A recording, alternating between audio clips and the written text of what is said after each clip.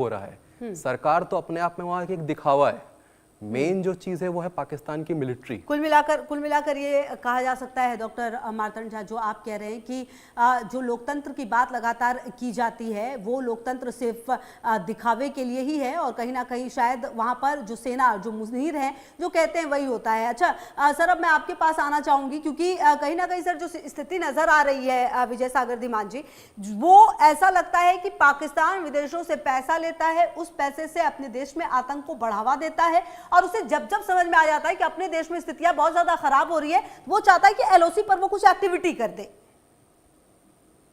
देखिए, जहां तक पाकिस्तान की बात है, पाकिस्तान दुनिया भर में यह बता रहा है कि हम विक्टिम्स हैं टेररिज्म के, हम विक्टिम्स हैं इकोनॉमिक ऑपरेशन के, हमारी हालत खराब है, हमें फ्लोट रखिए क्योंकि हम न्यूक्लियर पावर हैं। ये उनका पंच लाइन है, और उसके लिए अमेरिका और चाइना उनके फेवर में आते हैं, या बाकी कंट्रीज भी थोड़ा बहुत के फेवर में आते हैं, उनको IMF के लोन्स वगैरह दिलवा देते हैं। परंतु अब दुनिया को भी समझ आ गया है कि जो लोन्स उनको दिए जाते हैं गरीबों के लिए, अपलिफ्टमेंट के लिए, अपना पॉवर्टी एलिवेशन के लिए, वो इस्तेमाल होते हैं टेररिस्ट के लिए। अभी FATF की भी वार्निंग आ गई है, IMF की भी वार्निंग आ चुकी है। और परंतु प्रॉब्लम ये है कि आपने बोला, आपके साथी ने भी बोला कि पाकिस्तान इतरा रहा है अमेरिका के जोश पे। मुझे ये बताइए, अमेरिका का जोश है क्या उनके पास? क्या अमेरिका उनके साथ आएगा भारत के अगेंस्ट जंग करने के लिए? सवाल ही पैदा नहीं होता। तो वो किस बात की कर रहे हैं? उनको सिर्फ लग रहा है कि जो उनकी पर्सनल बॉन्डिंग है ट्रंप के साथ, कि उनको पैसे मिल जाएंगे जो उनके पॉकेट में जाएंगे, या उनके लिए कुछ प्रॉपर्टीज बनेंगी अमेरिका में, एल्सवेयर, जो उनकी पोस्ट रिटायरमेंट में काम आएंगी, वही होगा। पाकिस्तान पर से को कुछ नहीं मिलेगा। और पाकिस्तानी आर्मी, मैं आपको बता रहा था, इस वक्त इस हालत में नहीं है। मैंने बोला निचले स्तर का शब्द इस्तेमाल कर रहा हूं, उनकी औकात नहीं है इस वक्त, क्योंकि वो इतने जबरदस्त फंसे हुए हैं। और नंबर 2 सबसे बड़ी बात जो है, पाकिस्तान के जो ऑफिसर रैंक्स हैं, रैंक एंड फाइल में बहुत ज्यादा डिसकंटेंटमेंट है, और वो ओपनली रिवोल्ट करने के लिए आए थे। उनको धमकी दी गई कि अगर आपने वो रिवोल्ट किया तो आपको अब मार्च कोर्ट मार्शल कर दिया जाएगा। ऐसे चलते समय जब रिफ्ट बन गई है मिडिल लोअर लेवल ऑफिसर में हायर लेवल के साथ, प्लस दी जॉनीज आपके सोल्जर्स के साथ, तो क्या लड़ाई लड़ेंगे? उसका हालत आपने देख ली है कि अफगानिस्तान बॉर्डर पे उनका क्या हाल है, पख्तूनख्वा में उनका क्या हाल है, बलूचिस्तान के आर्मी के सामने उनका क्या हाल है, POJK के सिविलियंस के सामने उनका क्या हाल है, बाल्टिस्तान गिलगित में क्या हाल है। तो इस सिचुएशन में ये जो हरकतें हो रही हैं लाइन ऑफ कंट्रोल के ऊपर, ये पहले भी थी, तो इसको मैं ज्यादा महत्व नहीं देना चाहता।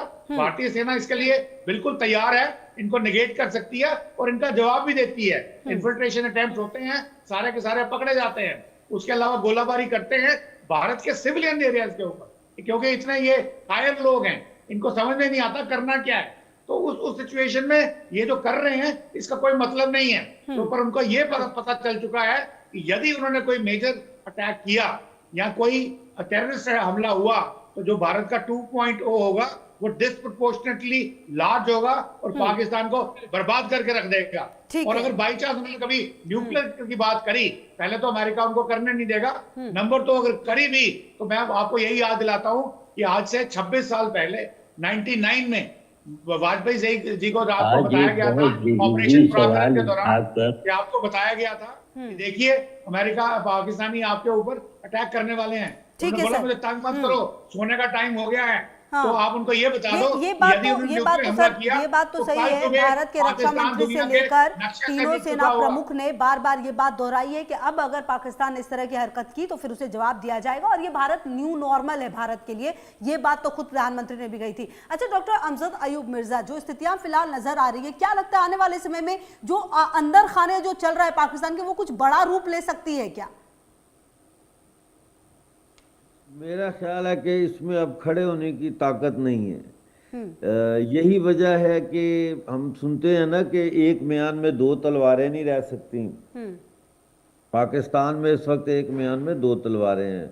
शहबाज शरीफ और आसिम मुनीर दोनों एकजुट हुए हैं, क्योंकि सबकी बर्बादी हो रही है ना, सिविल हो मिलिट्री हो। Pakistan is going like down the drain, is going downwards. So इस वक्त पाकिस्तान में कुछ बड़ा होने की मुझे नहीं लगता। इन्होंने जिस तरह से तहरीक लब्बैक पाकिस्तान वालों के कत्लेआम किया है मुरीदके में, और उससे पहले इन्होंने जिस तरह डी चौक में पीटीआई के लोगों का कत्लेआम किया है, और जो पश्तूनख्वा में ये छोटे छोटे मासूम बच्चों को मार रहे हैं ड्रोन हमलों में, ये लोगों के घरों के ऊपर ड्रोन फेंक फेंक के औरतों को मार रहे हैं, प्रेग्नेंट औरतों को गोलियां मारी हैं इन्होंने, ये और मार रहे हैं। और इसी तरह से बलूचिस्तान में जो कुछ ये कर रहे हैं, सिंध में अभी इन्होंने एक वहाँ पे बहुत मशहूर स्टूडेंट लीडर हैं गनी चांडियो, उनको उठा लिया हॉस्पिटल, वो अपने बच्चे को लेके गए हैं उसका ट्रीटमेंट कराने के लिए, वो बीमार था बहुत, उसको हॉस्पिटल से उठा के ले गए, अगवा कर लिया सिक्योरिटी फोर्सेस ने, और वहाँ बड़े मुजाहरे हो रहे हैं। तो कहने का मकसद ये है कि पाकिस्तान इतनी बुरी तरह से फंस चुका है, इतनी बुरी तरह से फंस चुका है कि ये ज़्यादा से ज़्यादा क्या कर सकता है, ये तो कुछ भी नहीं कर सकता ना, कू भी नहीं कर सकती आर्मी ये अपने मुल्क के अंदर, अब कू करने की भी इनके पास हिम्मत नहीं है। ये अगर इलेक्शन ही कराएंगे तो कोई वो इलेक्शन भी जो है उससे कोई रिजल्ट नहीं निकलेगा, बिल्कुल इस वक्त ये वेजिटेबल हो चुकी है। अब बड़ी बात तो ये भी है ना डॉक्टर अमजद अयूब, आप जो कह रहे हैं, अब इसका आखिरकार जो उपाय है वो क्या है डॉक्टर मार्तंड झा? जो स्थितियां चल रही हैं पाकिस्तान में, आखिरकार ऑप्शन क्या है?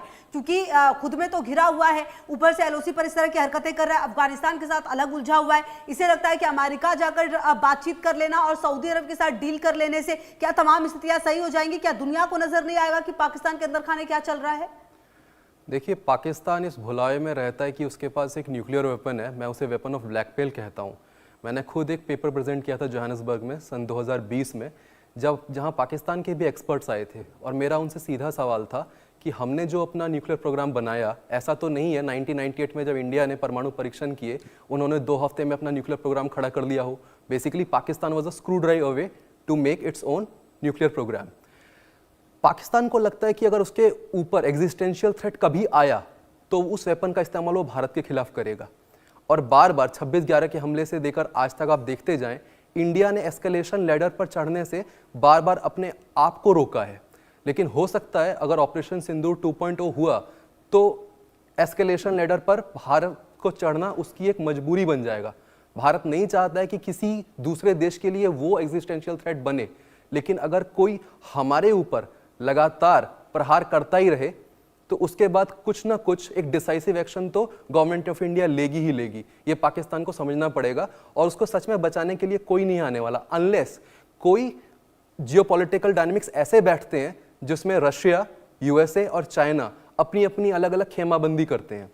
आज भारत 2 तरफ का, मैं कह सकता हूं, 2 फ्रंट वॉर लड़ रहा है, चाइना और पाकिस्तान दोनों के साथ। इंडिया की डिप्लोमेसी है आज एक बहुत बड़े ज्वालामुखी पर खड़ी हुई है। वो इसलिए खड़ी हुई है क्योंकि इंडिया ने हमेशा, जब भी उसको कभी मदद चाहिए थी, तो उसने अपने आप को लगभग, मैं कह सकता हूं, अकेला ही पाया है। As they say in English, when push comes to shove you are left all alone. India के साथ भी यही हुआ है। सो इंडिया को, अगर हम इंडिया के नजरिए से देखें पाकिस्तान में क्या चल रहा है, तो इंडिया को अपनी जो बॉर्डर सिक्योरिटी है जितनी वो बीफ अप कर सके वो उसको करते रहना चाहिए, और पाकिस्तान को कोई भी मौका नहीं देना चाहिए इन्फिल्ट्रेशन का। क्योंकि हो सकता है जो एलओसी पर क्रॉस अभी जो फायरिंग चल रही होगी, हो सकता है वो किसी प्रकार का